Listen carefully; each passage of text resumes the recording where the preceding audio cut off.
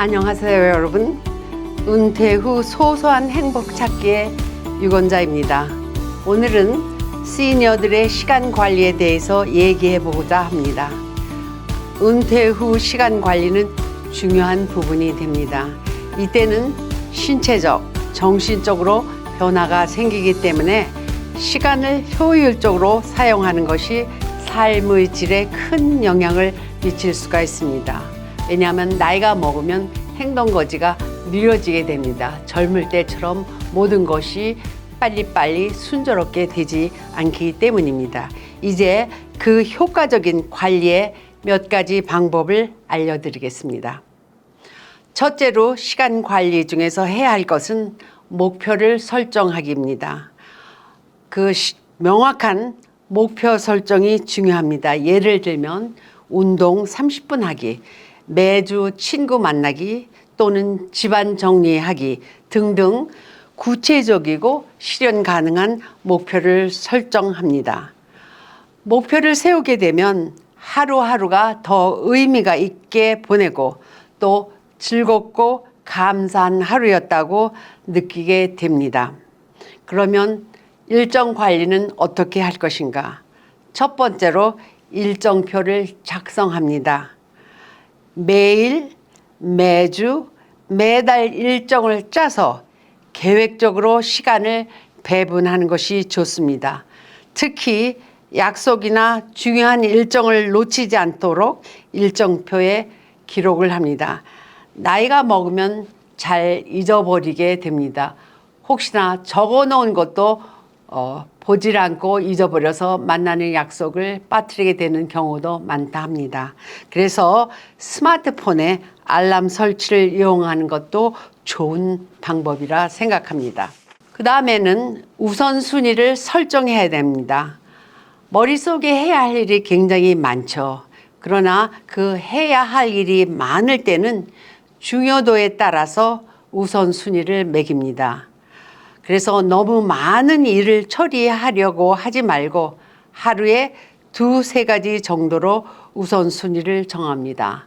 그래서 우선순위 정한 것을 오늘 하루에 3개를 정했는데 하나와 둘만 그 목표를 달성했다 하면 나머지는 그 다음날도 미룰 수도 있습니다.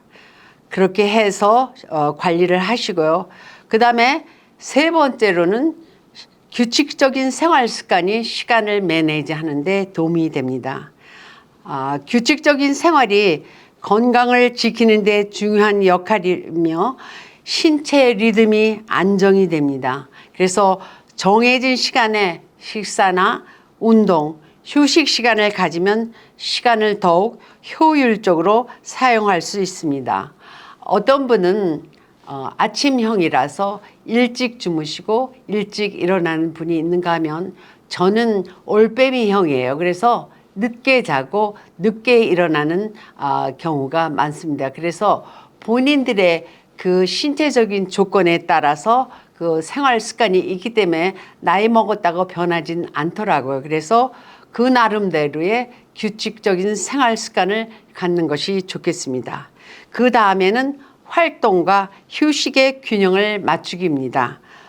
활동적인 시간과 휴식 시간을 균형 있게 관리하는 것이 중요합니다. 지나치게 활동적인 일정은 피로가 쌓일 수 있고 또 반대로 너무 많은 휴식은 지루하게 느껴질 수 있습니다. 제가 아는 어떤 분은 일주일 내내 문화원이라든지 복지관이라든지 이것저것 배우느라 거의 일주일을 매일 나가시는 분이 있었는데 나중에는 그것이 피로가 되고 스트레스가 돼서 건강을 해치는 경우를 봤습니다. 그러니까 여러분들 너무 많은 것을 하지 마시고 항상 휴식도 중간중간에 넣어서 그 활동과 그 휴식 시간을 잘 분배하시는 것이 중요하고요. 그리고 또 낮에 낮잠을 주무시는 시간도 할애해서 너무 피곤하실 때는 낮잠을 자는 것도 중요합니다. 그래서 에너지를 보충하시는 것을 잊지 않으셔도 됩니다. 그래서 적당한 운동이나 취미 활동을 일정에 포함시키는 것이 좋습니다. 그 다음에는 사회적 활동하기입니다. 친구나 가족, 사회적인 모임, 즉 봉사단체라든지 사회단체라든지 이런 데에 참여하는 것이 굉장히 중요한 부분입니다. 사회적 활동은 정신건강 유지에 큰 도움이 되기 때문입니다. 일주일에 몇 번이라도 사람들과 만나거나 전화 통화를 해서 외로움을 예방하고 활력을 유지하는 게 좋습니다.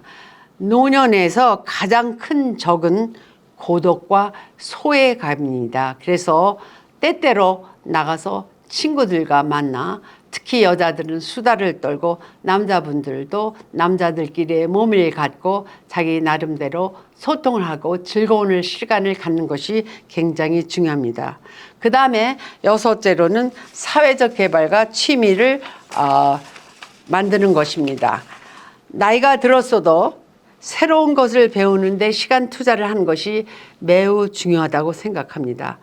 책 읽기라든지 요즘같이 AI에 관해서 배운다든지 온라인 강의로 자기가 하고 싶었던 그런 그 분야에 대해서 배운다든지 또 저처럼 클래식 기타를 배우는 것처럼 악기를 배우기 같은 새로운 취미를 시도하는 등 자기 개발에 시간을 투자하면 삶에 활력이 넘칠 수 있습니다.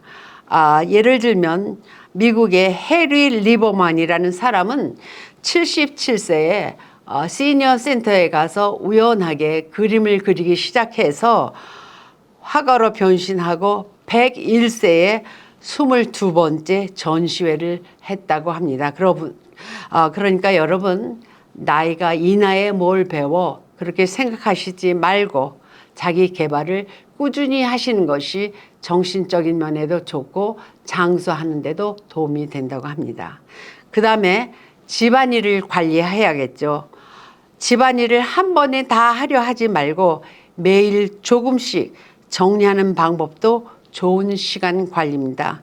예를 들어서 남자분들은 책이라든지 신문 정리라든지 서류라든지 이런 것들 정리하는데 시간을 할애하시고 또 여자들은 옷장 정리라든지 부엌 기구의 정리라든지 살림 정리라든지 이런 것을 몇 가지 방법을 통해서 시간을 잘 관리하면 삶의 질이 높아지고 행복한 삶을 살 수가 있습니다.